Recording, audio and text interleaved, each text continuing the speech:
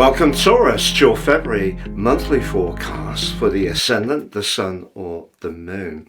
On the screen now I'm showing your event chart right at the start of the month. As ever, let's take a look at the position of the sun and the moon. So the sun for you is right at the top of the chart, pretty close to Mercury, and in fact the sun and Mercury will be collaborating at the start of this month. So if you are thinking about having some interviews, doing a presentation, applying for a job, setting your goals high when it comes to your ambitions, that's a wonderful combination.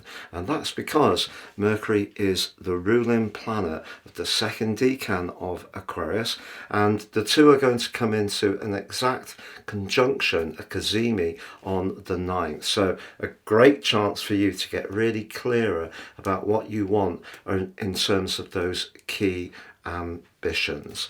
But of course we need to be mindful of the role of the moon. The moon's in your sector of friendship, but it's pretty close to Saturn, and Saturn's been bringing, I think, potentially some tough old lessons over the last couple of years when it comes to certain players in your world. But the interesting thing about this month is I feel that your friendship sector and your social sectors can actually be rejuvenated. But if there are still any weak links, they could yet be teased out. But there are going to be some new exciting people entering your circle, or you're going to become much more conscious of certain ways of approaching life, perhaps even to do with your professional aspirations, that just seem much more in keeping with the person you are becoming. But of course we have to be conscious of your ruler Venus too, and Venus starts this month in your 11th house, but very close to the mystical Neptune, but also the point of destiny. If there is someone you encounter, especially at the start of February, it may be almost like a fated connection, and it doesn't have to be romantic, because some of the people you may have felt have not matched your expectations over the last couple of years may have been through your work, but bizarrely, it could be through your professional or worldly connections that these new players develop for you, and that can be very exciting. Also, Uranus continuing its journey in your sign, but is now in direct motion. If you recall, Uranus went direct on the 30th of January. So the link with Venus at the start of this month suggests that if you do have that connection with someone, it can happen very fast indeed.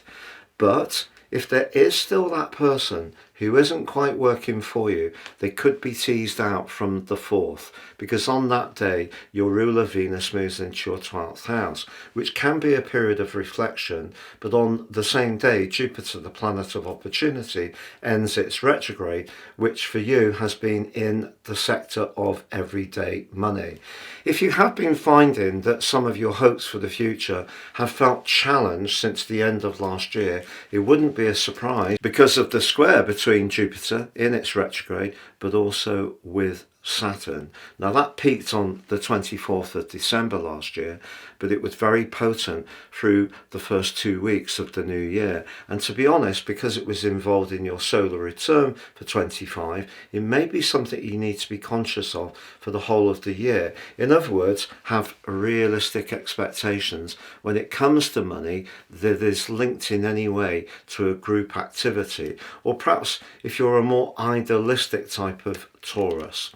That said, we have a full moon which occurs on the 12th, and it's a full moon which can see you needing to balance that classic dilemma for many of us these days, work life, because the cluster of energy at the start of this month in Aquarius is very much about work.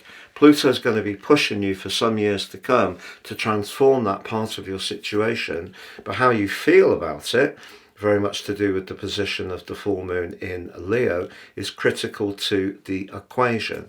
And because Uranus in your sign is T-square in both positions, it may feel that your options are either limited, or perhaps you've got almost too many and you don't quite know which to choose.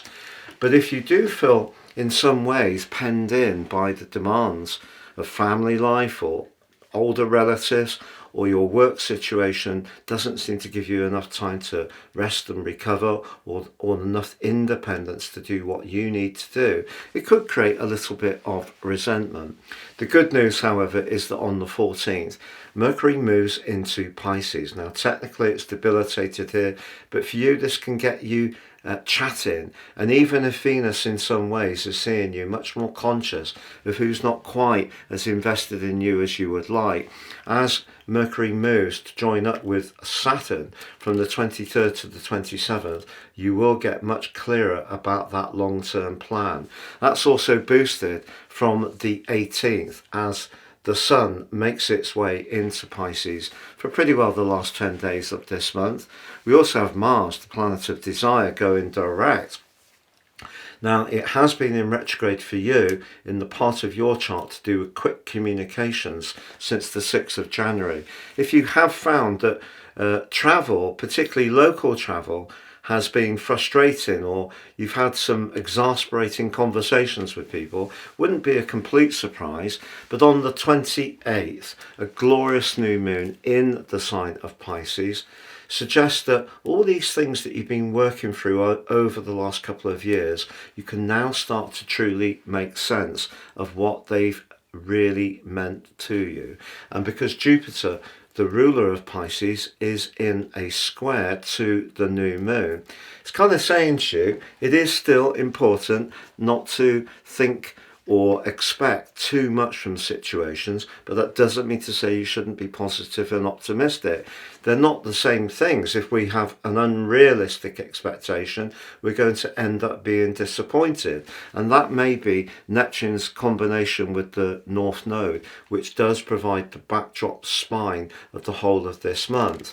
But being an earth sign, being someone who has a good appreciation of resources, the value of things, and often of money, even if in your weaker moments you can be tempted to splash out on anything with the slightest hint of luxury, I feel that essentially this month is very much about expanding your spiritual dimension and linking that to the people you're spending time with, but also your long-term plan. But at the same time, not letting that be pulverized by reality, but at the same time also not getting swept away on a dream which is not achievable.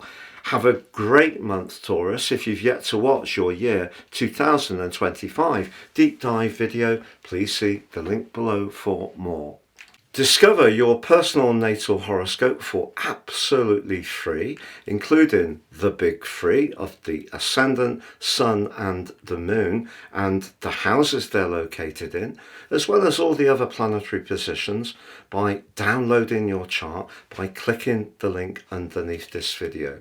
Or you can take advantage of my special star choice range, where you buy one horoscope and get the second horoscope free. Please see below for more for that too.